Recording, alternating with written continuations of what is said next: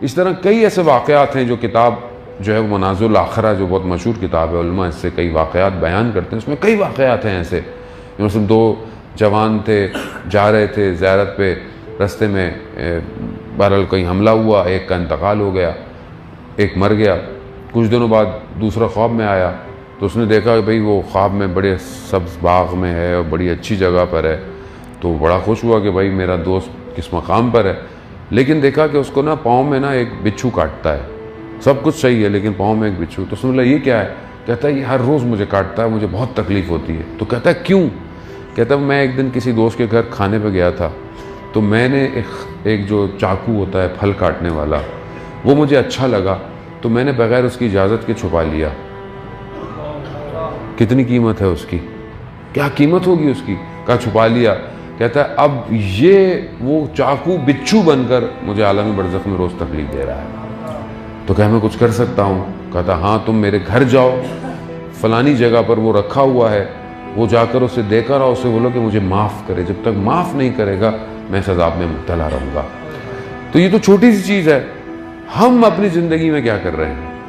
کتنے لوگوں کا دل دکھاتے ہیں، کتنے لوگوں کا حق کھاتے ہیں. خدا نہ خواستہ دکان میں گئے بغیر پوچھے، اٹھا لیا، چکھنے لیا، بغیر مالک کی اجازت کے، بغیر کسی کی گاڑی میں گزرتے ہوئے اسکریچ مار دیا، اس کو بتایا نہیں. کتنی چھوٹی چھوٹی چیزیں ہیں جن کو ہم اپنی زندگی میں توجہ نہیں دیتے اور عالم برزخ میں پھنسے ہوئے ہیں. لوگ اس ٹائم پھنسے ہوئے ہیں، ظالم محترم پھنسے ہوئے ہیں، شدید پھنسے ہوئے ہیں. ہم متوجہ نہیں ہیں. وہ جن کو اجازت ملتی ہے وہ تو خواب میں آ کے اپنے پیچھے اولاد کو یا کسی دوست کو آ کے بتا دیتے ہیں کہ ہم پھنسے ہوئے ہیں.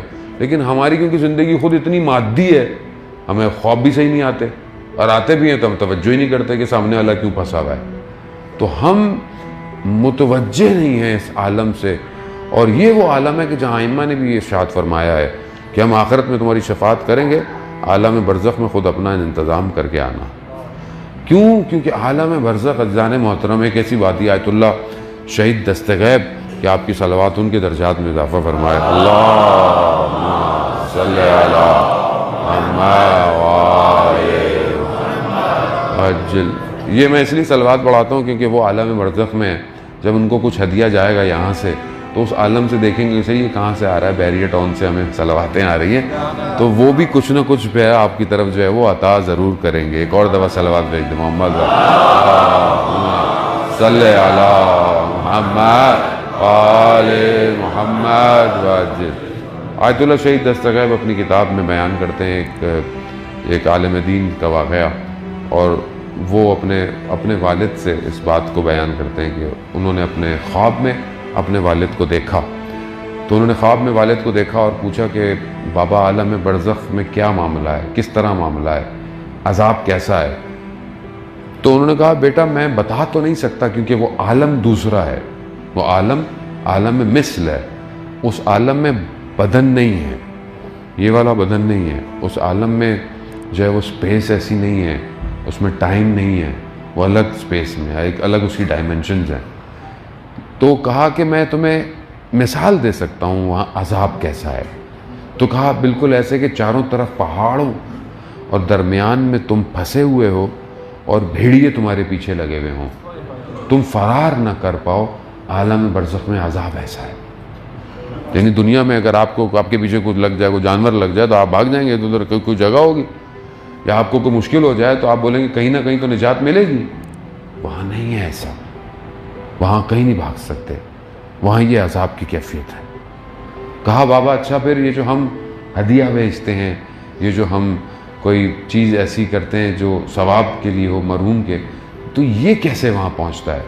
تو کہا میں اس کو بھی تمہیں ایکسپلین نہیں کر سکتا، سمجھائیں، لیکن میں مثال دے سکتا ہوں کہ جیسے کسی بند کمرہ ہو اور اس میں عجیب گرم دھواں ہو، شدید اس میں گرمی ہو، اور ایک کھڑکی کھل جائے اور اس کھڑکی سے تازہ ہوا کا جھونکا آئے. جب تم کوئی نیکی بھیجتے ہو مرحوم کے لیے تو وہ بالکل اس نیکی، اس ہوا کی جھونکے کی طرح آتی ہے. تو ہم اپنے سارے مرحومین کے لیے ایک دفعہ صلوات بھیج دیں. اللہم صلی علی محمد وآل محمد وعجل. تو یعنی اس طرح یہ جو چیز ہم کہتے ہیں مردے کو کیا فائدہ ہوگا صلوات سے، نیاز سے، کھانے سے، اس کے نام پہ کوئی صدقہ دے دینا، اس کے نام پہ کسی مسجد میں کچھ کروا دینا، قرآن رکھ دینا، یا مطلب کسی کو فقیر کو، کسی ضرورت مند کو کوئی لباس دے دینا اس کے نام سے، تو یہ سب اس کو پہنچتا ہے اور وہ زیادہ ضرورت مند ہے۔ یہ اس لیے کیونکہ دیکھیں یہ وہ عالم ہے کہ جو اس عالم سے بڑا کنیکٹڈ ہے، اور جب تک آپشن ہے، جب تک ساری چیزیں کھلی ہوئی ہیں۔ خود حضرت عیسیٰ کا میں نے پہلے بھی آپ کی خدمت میں واقعہ بیان کیا کہ حضرت عیسیٰ گزر رہے تھے، دیکھا قبر پہ عذاب ہے، کچھ عرصے کے بعد دوبارہ گزرے تو عذاب نہیں تھا، کہا پروردگار کیا معاملہ ہے، یہ عذاب ختم ہو گیا؟ کہا اس کی اولاد میں سے کسی نے ایک پل ٹوٹا ہوا تھا، اس پل کو بنایا تاکہ لوگ صحیح طرح گزر سکیں، اس نیکی کی وجہ سے ہم نے اس کی قبر سے عذاب ہٹا دیا ہے۔